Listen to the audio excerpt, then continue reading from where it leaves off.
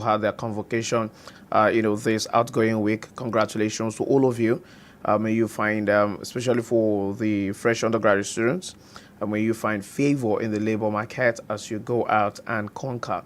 All right. So the world is awaiting what you have to showcase. So please let us maintain that spirit. You have been taught. Now go and implement, go and put to practice, go and demonstrate the stuff that you've been made of, especially for those who graduated with first class, categories. The best graduating students, two of them finished with 5.0 perfect scores. That's really remarkable. At the same time, we also like to condole with families, friends, acquaintances of people living in Los Angeles, in California, United States of America, over the incidents of the wildfires that they experienced. This is something very, very terrible. Over 24 lives were reported lost. Many acres of land destroyed, burned to the ground, burnt to ashes. Many people lost their properties, many people lost their homes. And particularly our concern here, because it's education, many schools have been forced, many students cannot resume school, and many students and schools are now shopping for spaces and new locations to have, their resumption, to have their classes. So our minds, are with the students, teachers, and school administrators affected by the wildfires in Los Angeles. And we hope that the government will really do the needful there in the United States of America to really do well in returning the students to school. Even if not their immediate school, at least make an alternate arrangement for them to return to school.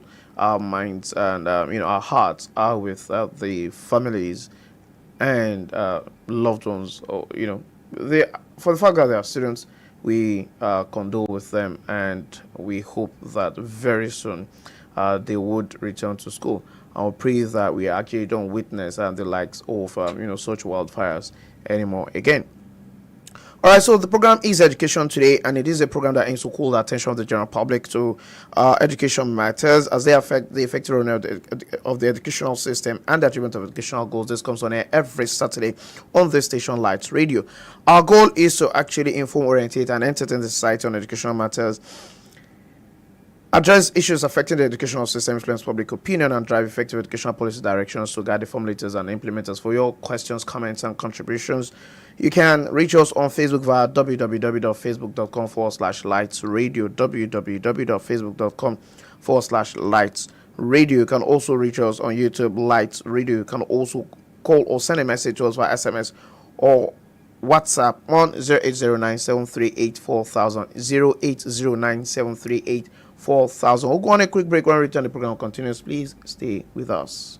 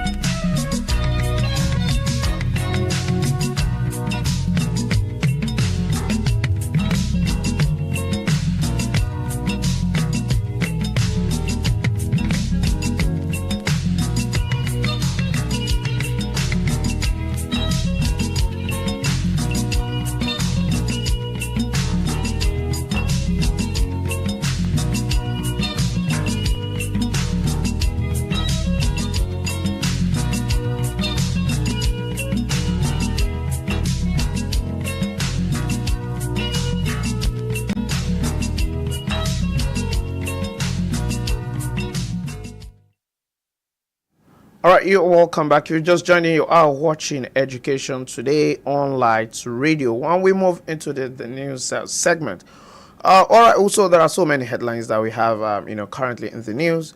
Let me probably even start, from outside Nigeria. All right. First is that Massachusetts, governor plans graduation requirement council after, votes to suspend examinations. There in Massachusetts, for high schools, they are looking for other ways by which students can actually get their diplomas beyond just writing tests. Now, this is something that a lot of people have actually been advocating, that examination is not actually the true test of intelligence or people's capacity. So then we must then think of alternatives, that methods by which we can actually assess people's performance, or by which they can actually manifest their competence, beyond just writing tests or examinations or the likes like that. So which other way? Now, there in the United States of America, particularly in the state of Massachusetts, so they're already thinking, and that's why the governor is about to actually constitute a new council that would actually deliberate and plan what ways can we use to assess people's performance, and for which they can actually access their diplomas. There they call it diplomas, here we call it certificate. All right, so that is that. Beyond that, fire scorched campus across Los Angeles, across Los Angeles many schools are seeking alternative venues for resumption. That is something, just if you listen to my intro, we have the LA fires, wildfires. Many schools have been destroyed, many campuses, have been affected. So people have been displaced. Now, the question then is, how then will the schools resume? Where will they resume to? A lot of them don't even have anywhere to resume to. That is a big concern. And I'm trying to imagine, for instance, probably for students here in Nigeria, you hear of such a disaster. I'm sure probably a lot of people will not even think about school, or probably alternative arrangement for schooling. There are so many children that are still living in internally displaced persons camp. They're even struggling to survive, not talk of going to school. That is something that probably for our government here in Nigeria, we need to start thinking of. We need to be proactive and come up with alternative arrangement. Imagine, for instance, that here in Lagos, we never pray for such, that there is, a widespread disaster, probably affecting about 3, 4, 5, 6 local governments or a whole senatorial district. So what will be the emergency plan for schools? This is something we really need to plan ahead. We should be proactive and not reactionary. We should not just be reactive. We need to plan ahead. So, and imagine, simulate situations where what happens if at all that is a disaster, just like during the period of COVID where students were unable to go to school. So what if we have a return of that? What do we do, and how do we ensure that education, schooling does not stop because of these disasters? So what emergency plans, what emergency arrangement do we have on ground? This is something that educators, education administrators in Nigeria really need to put into consideration and start planning right now. We don't need to wait for disasters to happen before we react. So let us anticipate that, okay, what if it comes this way? What if, like Lagos, that is actually even below sea level, what happens if at all there is a flooding, severe flooding? What happens if at all there is a fire disaster? What happens if we have a situation where probably a gas leakage, explosion or what have you like that, affecting schools? How would we keep students in school? How would we ensure that they would be in school without that being affected? That is something we really need to put into consideration. And from Britain comes the report that forcing children to finish meals could be fueling obesity crisis. The United Kingdom is actually facing serious challenges with obesity among young children. And a report is saying that a lot of students have become victims of obesity because they are being forced to finish their meals that they take to school. They have been forced by school teachers to finish their meals, and probably they feel that could cause obesity. How true is that? That is something our medical researchers really need to embark upon to see if at all there is any veracity in this particular claim. So this is something that will probably need to put into consideration. And a final note from the foreign scene is Biden approves final big batch of student loan forgiveness. Now this, the administration of President Joe Biden, today is 18th, tomorrow is effectively his last day in office, and on Monday, President Trump will be sworn in as, the new president of the United States of America. So, and as a parting gift, because President Joe Biden has been doing this for a lot of time, now for so many people, especially for students of Ashford, I hope I have not mistaken the name of the university, Ashford University. Now, this university is no longer in existence, but you have many students, thousands of them, about 4,000 students, who are still owing student loans. And for that reason, as a parting gift, he decided to also approve, the forgiveness of such, loans for such categories of students, because they've been unable to pay back for a number of years. So that's a parting gift. Kudos to President Joe Biden. And for us here in Nigeria, what does that tell us? A lot of people have been complaining that, yes, we're talking about the student loan. Now, this is something that we really need to pay attention to. Probably I would even link that with one of the news items that we have on the local scene here. And that is the fact that the student loan, ASU is saying that the federal government, that all Nigerians should actually reject, including students, that they should reject the idea to scrap funding for TED fund and divert to, student loan, to the NEL fund, because it's not everybody that would have access to that student loan. But everybody benefits from the infrastructure that is actually put in place through TED fund in all tertiary institutions in Nigeria, the public tertiary institutions in Nigeria. So that the idea of student loan is not something that should lead to the death of TED fund. And because it's not everybody that would eventually benefit from the student loan. That's number one. The number two is also the fact that a lot of Nigerians actually probably even need scholarships more than student loan. Then again, there is this information coming from NEL fund that from this year, NEL fund will start considering specific courses. That there are some courses that are more marketable, and probably those are the courses that would have access, that the students studying those courses would have access to student loan. And educationists are already shouting, hoarse and crying out that no, this is discriminatory, that you don't need to discriminate, access to student loan on the basis of courses. So what would happen? Do we want those courses to go into extinction, or should we discriminate people by virtue of the courses that they are offering in school? Is it everybody that will probably gain access or be admitted to study some of these highfalutin courses, this high sounding or bandwagon courses that people actually move into en masse? That would be discriminatory. And I hope that NEL fund, the administrators of NEL fund, especially Mr. Kintude Sawyer, will probably have a rethink in this direction. We don't need discrimination as far as NEL fund is concerned. It should be open to all students of tertiary institutions in Nigeria, especially the public ones who really don't have money to keep themselves in school. They don't have money to pay. Now they can't get scholarship. Now an alternative has come, which at least to some extent we are giving kudos to the federal government for coming up with this idea of the NEL fund. But then, how then will we come up with the idea that it is some courses that would have, that will be able to benefit from such? How about other courses? If we allow this to pass, then most likely NEL fund might actually come up with the fact that probably it's only universities that will benefit from it. Colleges of Education and Polytechnics will no longer benefit from it. This is something that we really need to take note of. It's something that we really need to pay attention to. So, ASU has rejected tax reforms and the tax reform bill, and once again the scrapping of TED fund.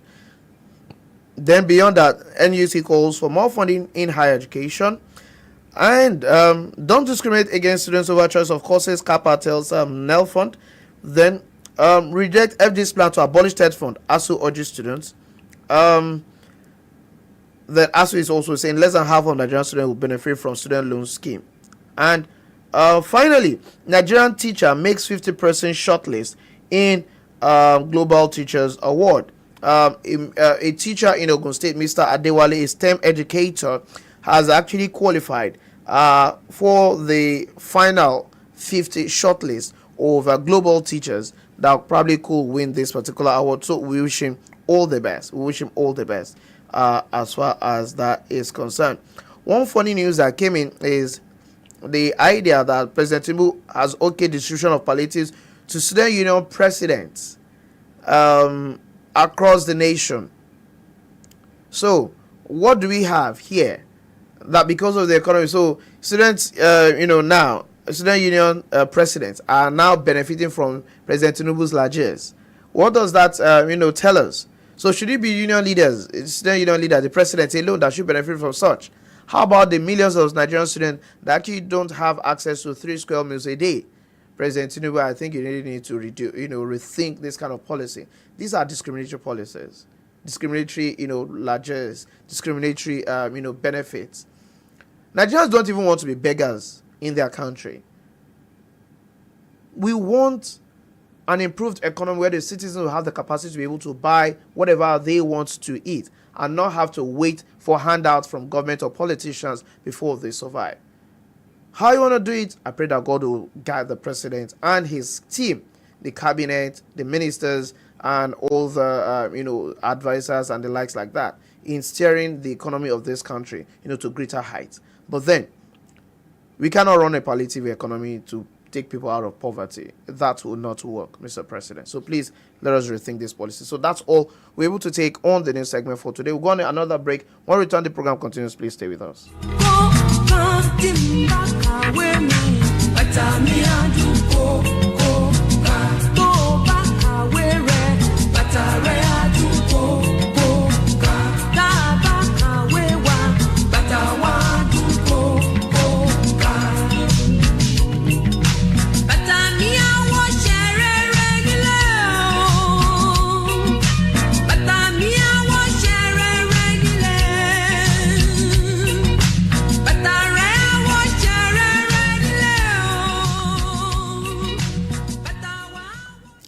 All right, that's all we can take on the news segment. Right now, we'll move into the Did You Know segment. So good afternoon and welcome to the Did You Know segment of Education Today, where we consider random ideas, thoughts, and personalities, events, concepts, and celebrations that many people are unaware of. The objective is to broaden our horizon and increase our base knowledge of things around us beyond what is taught in schools and classes. I am OLUBUNMI KAZEEM, and today we want to talk about wildfires. Like in the intro, we talked about wildfires in Los Angeles.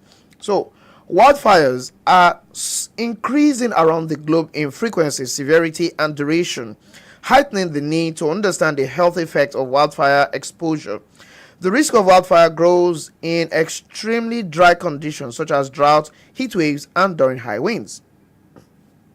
A wildfire, forest fire, or bushfire is an unplanned, uncontrolled, and unpredictable fire in an area of combustible vegetation.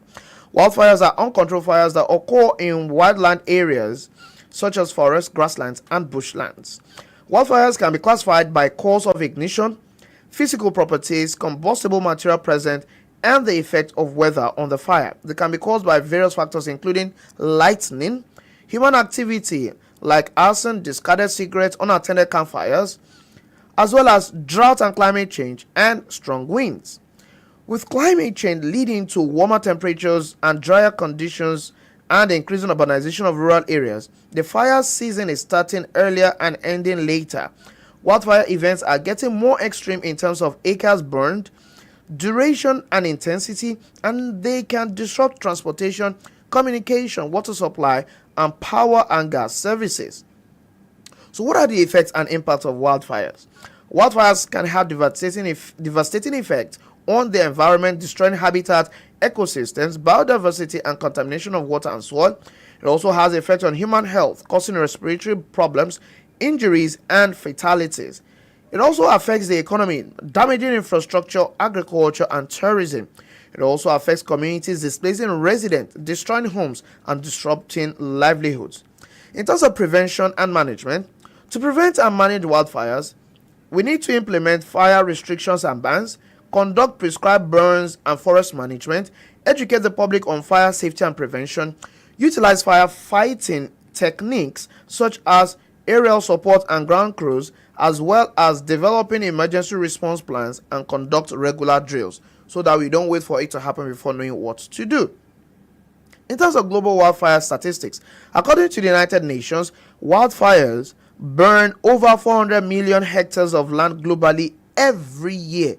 I'll take that again. It burns 400 million hectares of land globally every year. That's huge.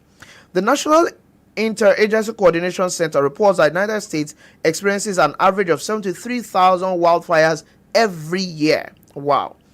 The European Forest Fire Information System states that the European Union sees around 60,000 wildfires every year. So it means that even the United States of America experiences wildfires more than the totality of the European Union on an annual basis. That is really huge. Wow. Well, notable wildfires. Between 2019 and 2020, Australian bushfire season burned over 10 million hectares, killing hundreds of people and millions of animals. In 2018, the 2018 Camp Fire in California, United States of America, destroyed over 18,000 structures, killing at least 85 people. And the 2019 Amazon rainforest wildfires in South America burned millions of hectares, sparking international concern about climate change and biodiversity loss, especially because of the Amazon. And this year, the 2025 Los Angeles, California fire, which is still raging, I believe it should have been quenched by now, with over 24 dead and thousands of hectares burned and properties destroyed. Now you know. So when we talk about wildfires, what exactly do we mean? Now you know. So that's it on the Did You Know segment for this week. Education Today continues shortly. Please stay with us.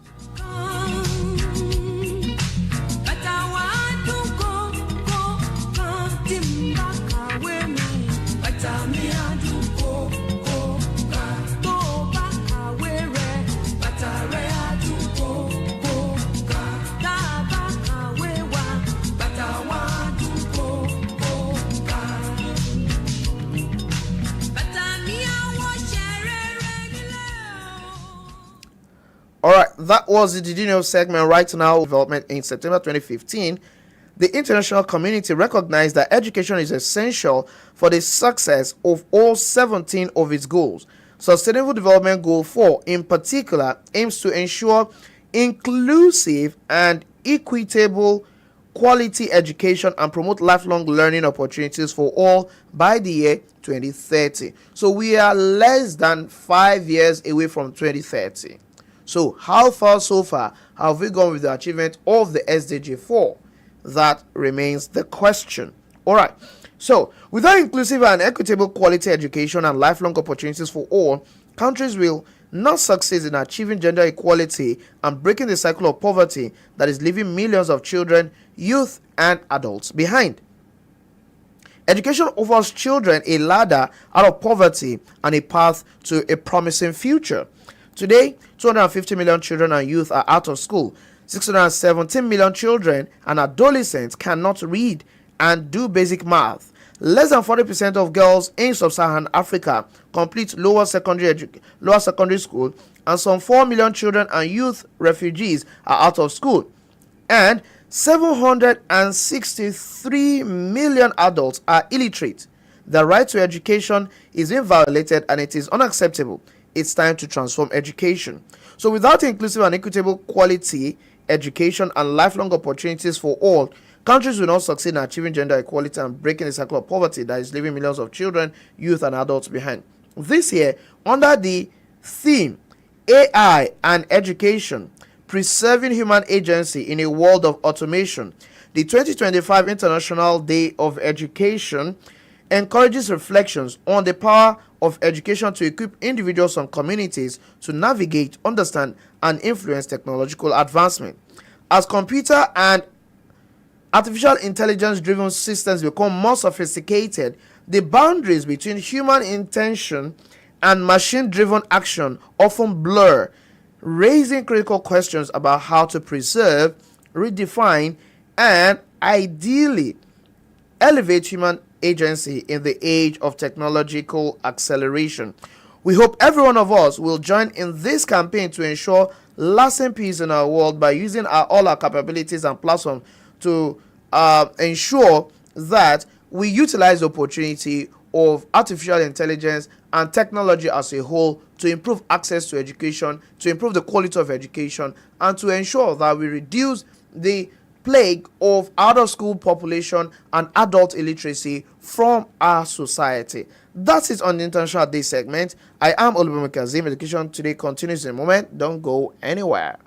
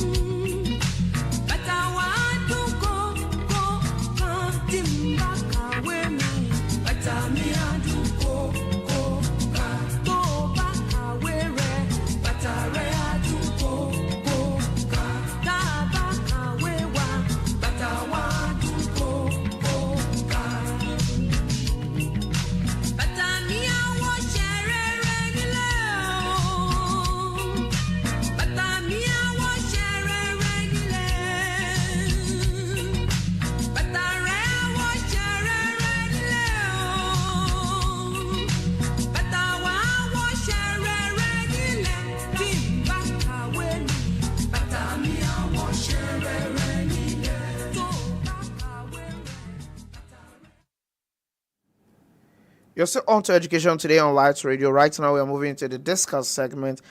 And today, we are discussing 2024 in retrospect, the good, the bad, the ugly in Nigerian education. The year 2024 is over. We are in the year 2025. But then, before we delve fully into activities, educational activities in this year 2025, today we want to take a review of the good, the bad, and the ugly as far as Nigerian education is concerned in the year 2024. So,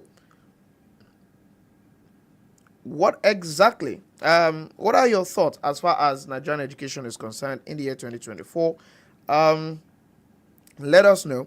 So, today, you can be part of the discourse by sending your comments and questions to 0809-738-4000 or drop your comments via the live video feed on Facebook and YouTube. But before we move into the discourse segment proper, our short quiz question for this week is, who is Nigeria's Minister of State for Education? Who is Nigeria's Minister of State for Education?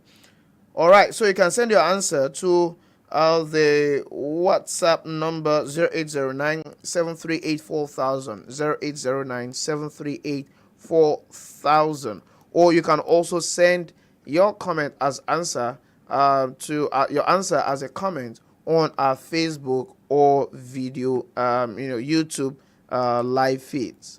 So, all right. So we delve into the discourse proper. All right. So it's a solo run today. I'm alone here in the studio. My crew members are very, very busy for this week. So I'm here. The program was run. So that is it. So be my partner. Be with me. So, and I'll be interested in your comments and contributions in this regard. All right. So we are looking at Nigerian education 2024 in retrospect, the good, the bad, the ugly in Nigerian education.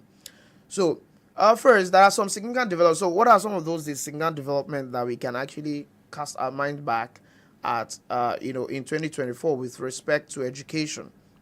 Well, if anything, one of the things that I know quite well that happened in the year 2024 is the fact that we had the launching, eventual takeoff of the student loan program, the Nigerian Education Loan Fund. So we had the appointment of Mr. Akitude Sawyer as the managing director of that fund. Then we also had the adjustment in the law setting up the loan fund. So eventually we had the fund effectively taken off with the onboarding of schools, different public tertiary institutions that we had in Nigeria. Then again, the opportunity for students to actually also enroll on the platform, and it is purely electronic. So for you are a registered student in this tertiary institution, you have your matric number, your details are already there. So you probably just provide your BVN, so that beyond just the payment of school fees, you also get the stipends that are for living expenses, so that at least probably for accommodation, for feeding and the likes like that, you would have access to it. So the student loan fund effectively took off that last year. Then beyond that, we also had the controversy concerning the age requirement for students that would gain admission into tertiary institution. That was something that also came up that year 2024 and was very, very controversial, and a lot of people raised their voices, made their contributions on this platform as well, this program. We also made our own contributions concerning the declaration by the minister that only those that are up to the age of 18 would be admitted into tertiary institution. Now, this particular policy pronouncement by the minister, the then minister, Professor Tahir Maman, was a mixed one. The reaction to that policy pronouncement was a mixed one. Some supported, including even ASU and some parents, while some opposed, especially some parents who have kids that are probably just 15 and 16 years already in secondary school, about to write JAMB, or those who even wrote UTME that year 2024 and were waiting for their kids to be 16 years from that particular policy is not something new. In fact, the minister did not come up with anything new other than the fact that he was only trying to implement what is already contained in the Nigerian National Policy on Education. But then, the question then is that the next thing? Is that our priority as of that last year, 2024? When we have the case of, many schools that lack necessary infrastructure, the issue of mass failure, the issue of out-of-school population in Nigeria, the issue of poor funding of education across board, and the likes like that. So, should that be the priority of the minister? Probably no. But, is it a right policy? Absolutely yes. Did he bring it up? No. What was he trying to do? Trying to implement what is contained in our National Policy on Education, which he did not author. And he has not changed the content of the National Policy on Education. So that issue came up, and after a whole lot of reaction, the minister had to backtrack and say, well, he is saying that for admission, yes, because at a point, it was also even extended to the fact that for those students, they will not even be allowed to write WAEC and NECO. And the minister later backtracked and said, no, the government is not stopping anybody from writing WAEC or NECO, because you already have 14, 15 years students that are already in SS2, SS3. So what would happen? Would you not prevent them from writing WAEC or NECO? Would they sit at home to do that? No. So what then is the option? Then we have the option of, yeah, they'll write their WAEC, they'll write their NECO, but they might not actually gain admission to the university. And that was it. Another significant event in year 2024 was the introduction of CBT to WASC examination. The West African Examinations Council here in Nigeria introduced, CBT to its examination, where the students would read the question on the computer and would answer the questions in the booklets that will be provided.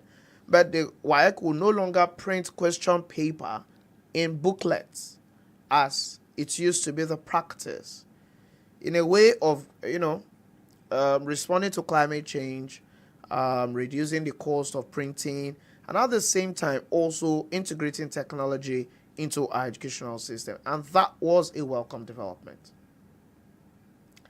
So another significant event that really took place that 2024 was the cabinet reshuffle by President Bola Ahmed Tinubu.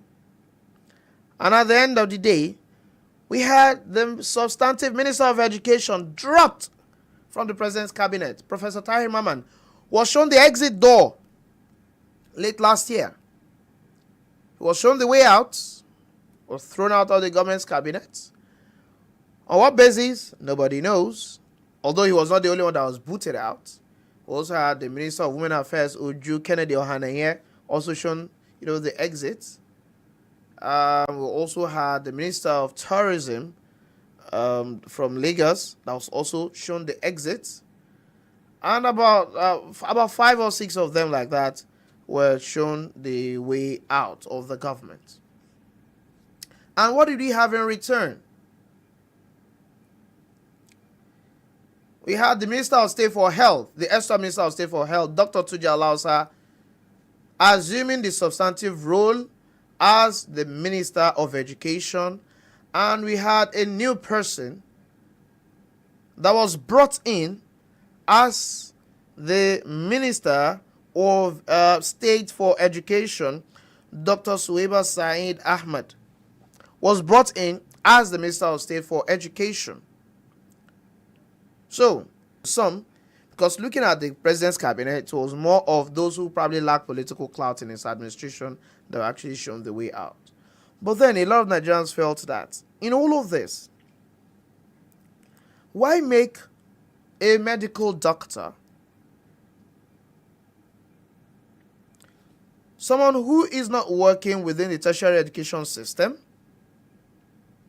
or the educational system as a whole, a minister of education, and you now make someone who is an associate professor of education a minister of state? That we found very contentious as far as the decision of the cabinet reshuffle of the president is concerned. And unfortunately, the first assignment, the first policy pronouncement by Dr. Tuji Alausa as Minister of Education was the suspension of the age requirements for tertiary education that Professor Tahir Mamman, embarked upon. Whether it's from popular demand or that's also the minister's own perception of what is meant to be, there was no consultation, there was no stakeholder engagement. So these policy flip-flops from the government is something that, is undesirable as far as Nigeria's education is concerned. So these were some of the developments that were experienced in Nigeria's education come last 2024. Beyond that, we also had the issue, the controversy on the leadership of universities, the vice chancellorship position of Nnamdi Azikiwe University, as well as the vice chancellor position at University of Abuja. The two became very, very contentious, with accusations and counter-accusations, petitions and counter-petitions against the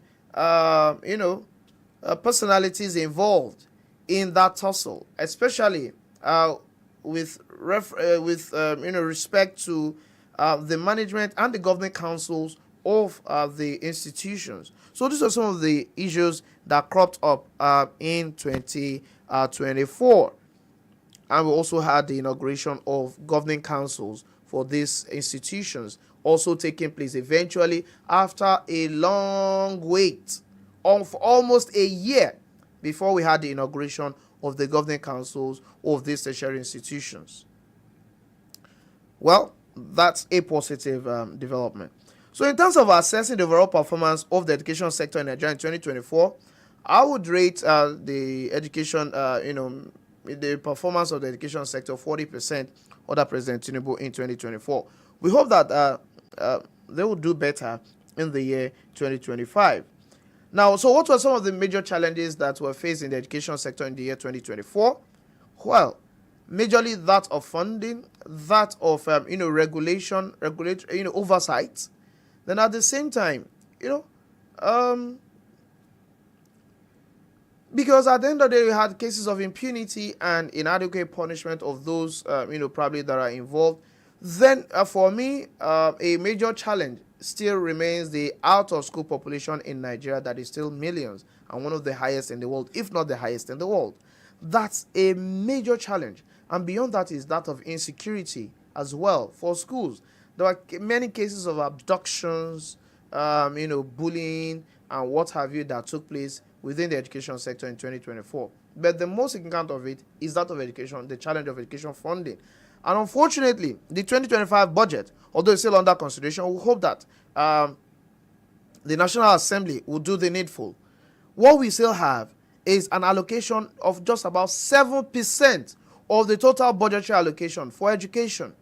And we want to develop, as a developing nation, where is our attention to recommendations by UNESCO that for developing countries, they should devote between 15 and 20% of their budgetary allocation to education. Although a lot of people talk about 26%, that is nowhere. There is no record of 26% anywhere where UNESCO said developing countries should, devote 26% of their budget allocation to education. It's nowhere. There is no fact. There is no evidence for such.